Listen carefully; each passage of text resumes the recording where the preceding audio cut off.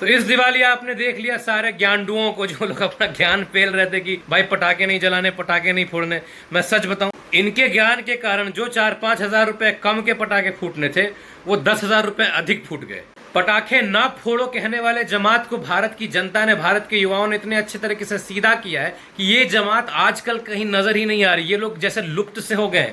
लेकिन फिर भी कुछ जर्मन नस्ल के, कुछ इंग्लैंड के नस्ल के और कुछ भारत में मुजबड़ी करने वाली, बड़े बड़े दांतों की ताड़का कह सकते हैं उसको, ताड़का राक्षस, वैसे लोग आकर कहते हैं कि नहीं पटाखे ना फोड़ो, पटाखे ना फोड़ो। और इन्होंने लास्ट मोमेंट में अपना काम कर दिया, आकर पटाखे कंपनियों को फायदा पहुंचा ही दिया। क्योंकि हमने भी सोचा था कि भाई अब वो वाला मजा नहीं आता जैसे पहले त्योहारों में आता था, खूब पटाखे फोड़ने का मन किया जाता था। अब क्या होता है, सुबह उठकर पूजा के मूड में व्यक्ति रहता है। हम तो बंगाली ठहरे तो हम लोग काली पूजा करते हैं, फिर रात को घर पे लक्ष्मी पूजा भी होती है, फिर रात को 12 बजे के बाद काली मंदिर में पूजा होता है। तो हम लोग सब पूजा वाले मूड में ही थे। लेकिन जैसे ही इनका वो आता है, वीडियो आता है, वैसे ही हमारे मोहल्लों के लौंडे कहते हैं कि भैया आप तो पटाखे फोड़ने।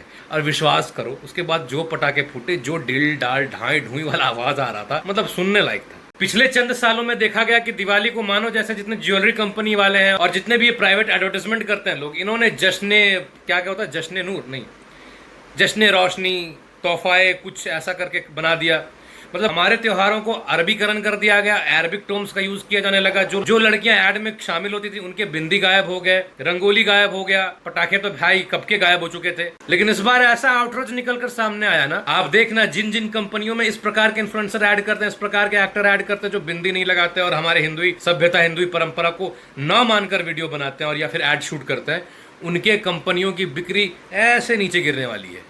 हमारे हिंदुओं का जितना भी त्योहार है सारे खुशियों का त्योहार है। इसमें खुशी मनाओ, इसमें खूब अपने प्रोडक्ट बेचो, माल कमाओ दम कर। लेकिन माल कमाने के चक्कर में हमारे ही त्योहारों को तुम नीचा दिखा के माल कमाओगे तो क्या क्या पड़ेगा मालूम।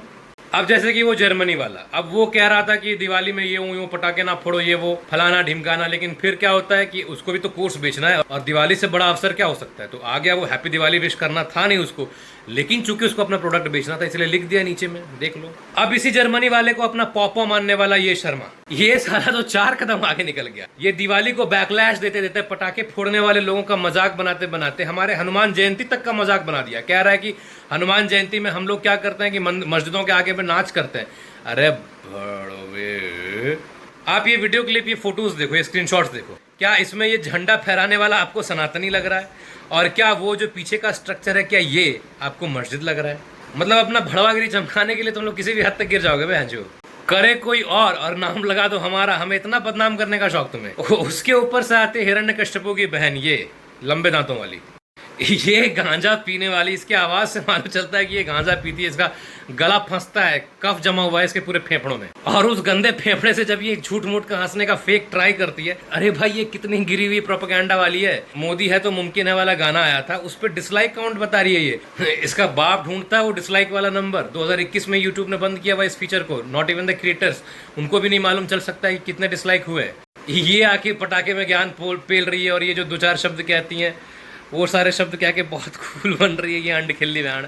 खैर आप लोगों ने इस दिवाली बिल्कुल मौज टान दिया है। बिल्कुल ये पटाखे पर ज्ञान देने वाले लोगों को आपने ऐसा उनके पिछवाड़े में तिल्ली सुलगाई है कि अब कभी ज्ञान देने नहीं आएंगे। हाँ आएंगे, क्योंकि थेथर के वो ठहरे तो आएंगे ही, फिर से सुलगा देना। राम राम सभी को।